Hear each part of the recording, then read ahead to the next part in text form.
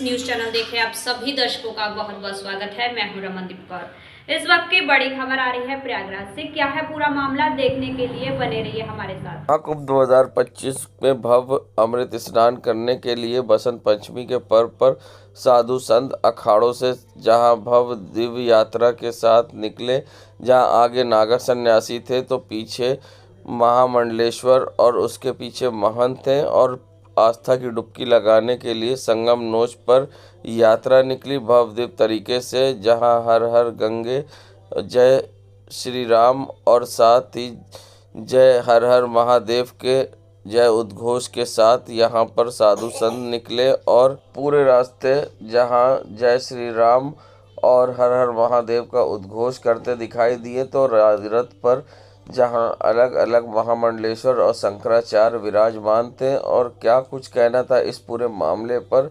शंकराचार्य नरेंद्रानंद सरस्वती का और किन्नर अखाड़े की महामंडलेश्वर कौशल्यानंद गिरी का और साथ ही के वरिष्ठ पुलिस अधीक्षक महाकुंभ का किस तरह से तैयारी की गई है और किस तरह की व्यवस्थाएं हैं। मगर घाट पर साधु संतों के साथ आम जनता भी स्नान करती दिखाई दी। भगवती भास्वती सरस्वती का प्राकट्य का दिन है, जिसको हम बसंत पंचमी के रूप में ये पंचदश नाम जूना अखाड़ा अपने लाव लश्कर के साथ दिव्य स्नान की ओर, संगम की ओर प्रस्थान कर रहा है। सनातन धर्म का अद्वितीय है, अद्भुत है, विलक्षण है, जहाँ ब्रह्मद्रवा गंगा और प्रेमद्रवा यमुना में स्नान करने से मनुष्य की सुषुप्त सरस्वती जागृत होती है और 7 जन्म तक उनका साथ नहीं छोड़ती। सरस्वती के बीज मंत्रों का जप करना चाहिए, पूजन करना चाहिए, जिससे दुनिया से अज्ञान, अविद्या, अंधकार का उन्मूलन हो, चराचर जगत में ज्ञान का प्रकाश हो। और जब ज्ञान का प्रकाश होगा तो विश्व के नक्शे से नफरत, घृणा, हिंसा, समरसता का वातावरण निर्माण होगा, सब में एकता होगी, विश्व का अभ्युदय हो, कल्याण हो और सनातन पूरे विश्व में अपना परचम फहराए दे जा रहा है। और साधु संत की जो यहाँ हादसा हुआ, जिसमें श्रद्धालु हताहत हुए, उनकी आत्मा को दृष्टिगत रखते हुए संकेतिक स्नान हुआ।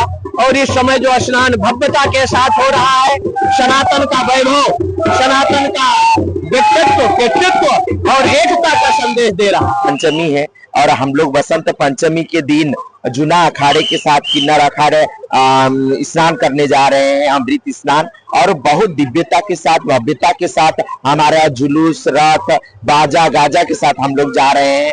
और मैं आपके चैनल के माध्यम से ये कहना चाहूंगी, जो मौनी अमावस के दिन में जो भगदड़ में जो आत्माएं खत्म हुए, जो बहुत सारे देह छोड़ के वो परलोक चली गए, उन आत्माओं के शांति के लिए कामना करती हूँ और उन आत्माओं के लिए भगवान के श्री चरणों में उनको जगह मिले, इस कामना के साथ आज हम लोग स्नान करेंगे, उनको श्रद्धांजलि देते हुए। और हम राष्ट्र की उन्नति के लिए और जन जन के कल्याण के लिए आज हम लोग स्नान करेंगे। पंचमी का स्नान ये 2 दिवसों में बटा हुआ है। कल भी भारी संख्या में श्रद्धालुओं ने स्नान किया था और आज भी अमृत स्नान भी हो रहा है।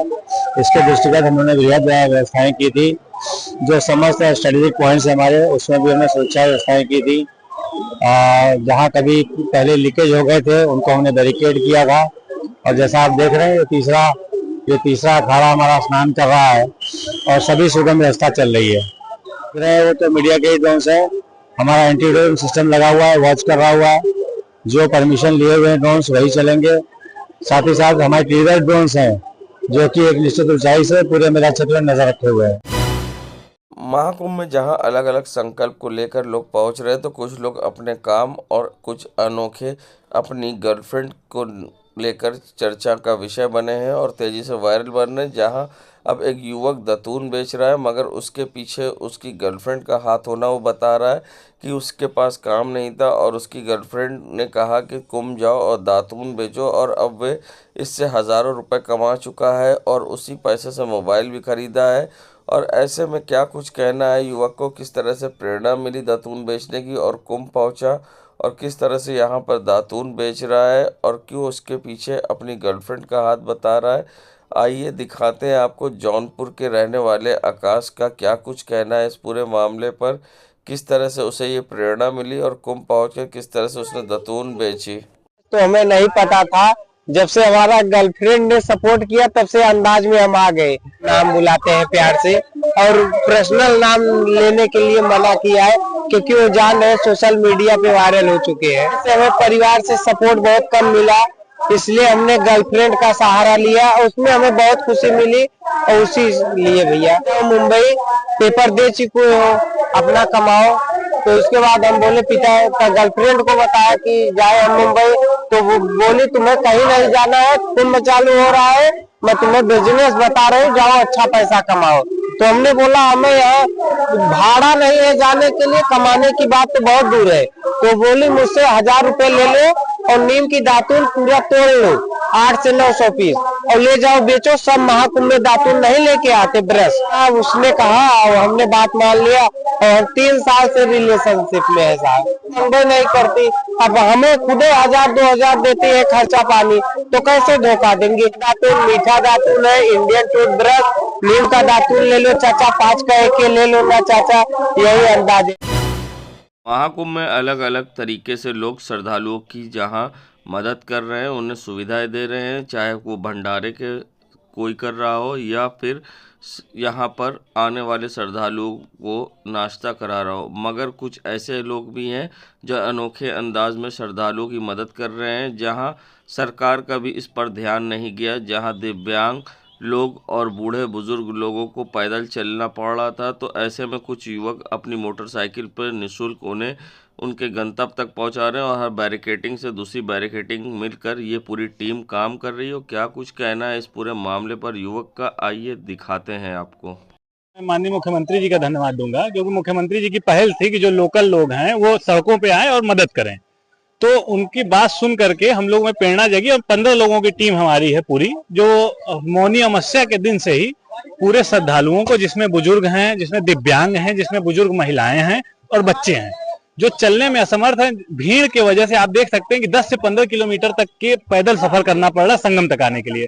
तो इसको देखते हुए अब बुजुर्ग जो है वो चल नहीं पाता है, महिलाओं को घुटने में तकलीफ, जो 70-80 साल के ऊपर के माता जी लोग वो चल नहीं पा रही हैं।